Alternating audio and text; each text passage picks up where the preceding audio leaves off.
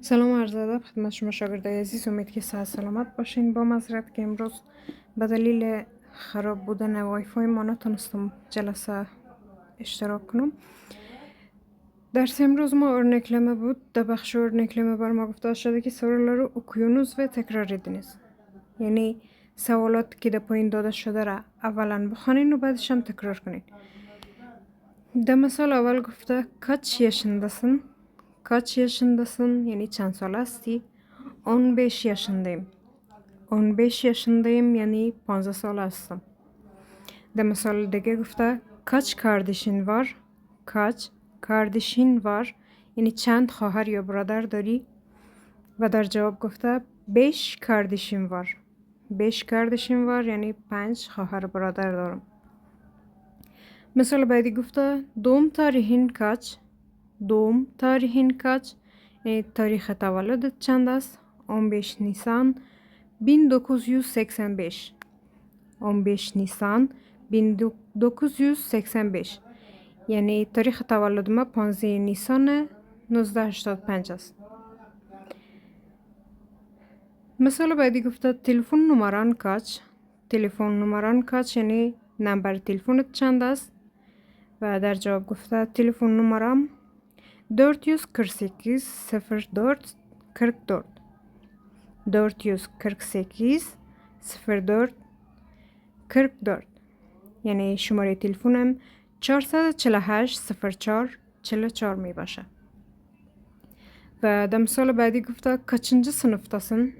kaçıncı sınıftasın یعنی در صنف چندم هستی؟ 8. sınıftayım. 8. sınıftayım. در صنف 8 هستم. مثال بعدی می بخشین. بخش بعدی konuşma است. در بخش konuşma بر ما گفته که aşağıdaki diyaloğu uygulayınız. aşağıdaki diyaloğu uygulayınız یعنی دیالوگ که در پایین داده شده را استفاده کنید. دیالوگ بین هاکان و آیشه است. هاکان گفته kaç yaşındasın یعنی چند سال هستی؟ آیشه گفته 14 yaşındayım. Kaç yaşındasın? چند سال هستی؟ 14 yaşındayım. 14 سال هستم. Hakan دوباره گفته ben de 14 yaşındayım. Ben de 14 yaşındayım. من همچنان 14 سال هستم. آیشه گفته kaç kardeşin var؟ kaç kardeşin var؟ چند خواهر برادر داری؟ Hakan در جوابش گفته 2 kardeşim var. 2 kardeşim var yani 2 خواهر برادر دارم. Senin kaç kardeşin var? Senin kaç kardeşin var? تو چند خواهر برادر داری؟ آیشه در جوابش گفته benim bir kardeşim var. benim bir kardeşim var. من یک خواهر یا برادر دارم. در بخش بعدیش هم گفته siz de arkadaşlarınızla yukarıdakine benzer diyaloglar kurunuz. شما همچنان همراه با دوستانتان دیالوگ های مشابه با بالایی یا دیالوگ بالایی درست کنید. خب این بخش اگه در صنف می بودیم حتما سرتان انجام می دادیم، اما چون در صنف نیستیم میگذارم. بخش بعدی دل bilgisi یا قواعد دستوری داریم. sıra sayı sıfatları. sıra sayı sıfatları yani صفتهای اعداد ترتیبی یعنی صفتهای اعداد ترتیبی. اینجا نه ج ا داده و در قسمت هم نه ج ای داده. فرقش یعنی این دو تا چرا این قسم هسته؟ میگیم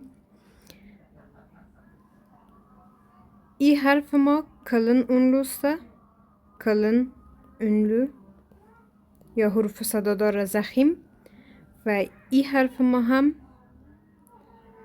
ince ünlü است. ince ünlü یا حروف صدادار باریک که باریکتر تلفظ میکردیم. فرقی دوتا چی است؟ فرقی دوتا را گفته بودیم وقتی که کلمه ما با حرف kalın ünlü ختم شود پسوند ما هم باید kalın ünlü را در خود بگیره. یعنی چی kalın ünlü را داشتیم؟ آ، ا، او، یو و اینجا اونلو را داشتیم ای، ای، او و او.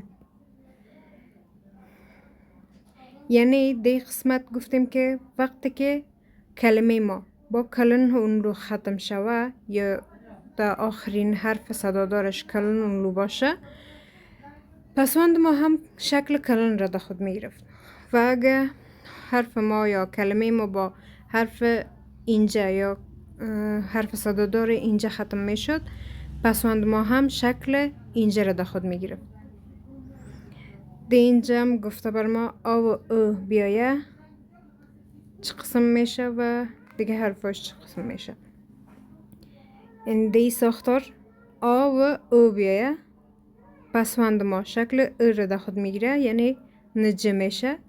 وقتی که ای و ای بیایه، پسوند ما نجی میشه. وقتی او و یو بیایه، نجو میشه. و پسوند ما وقتی که حروف او و یو را بگیره، نجو میشه. و اینجا örnek یا مثال هایش بر ما داده. در örnek مثال هایش birinci. اینجا ببینین آخرین حرف صدادار ما،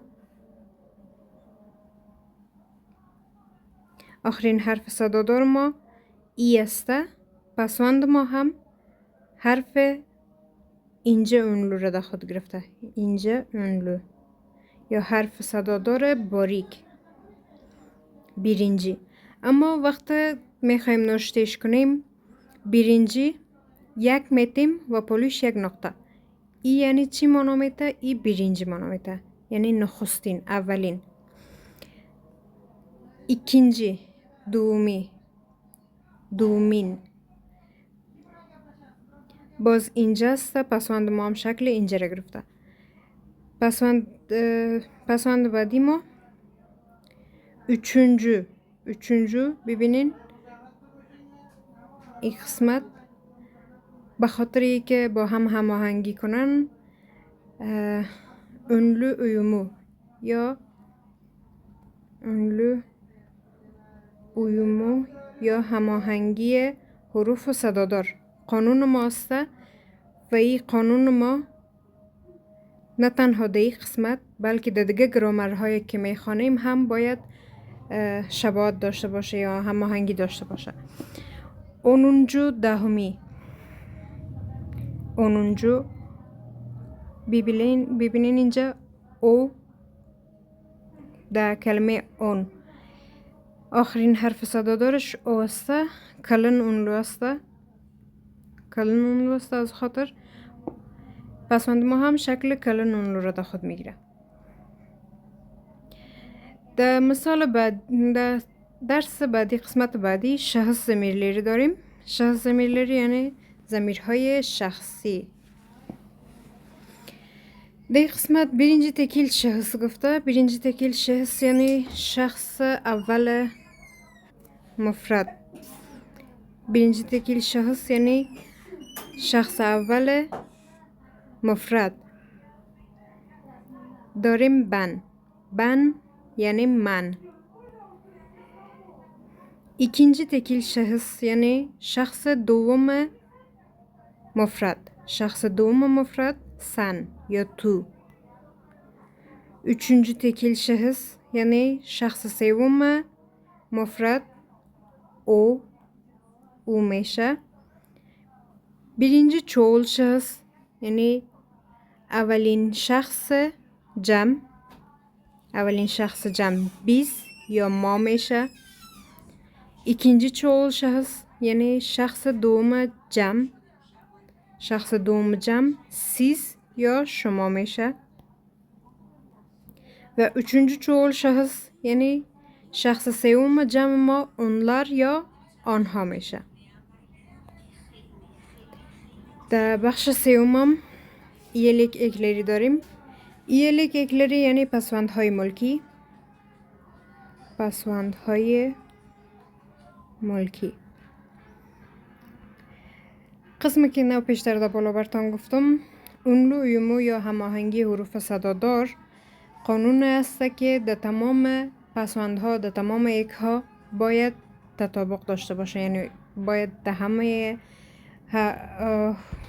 قواعد باید انجام داده شود.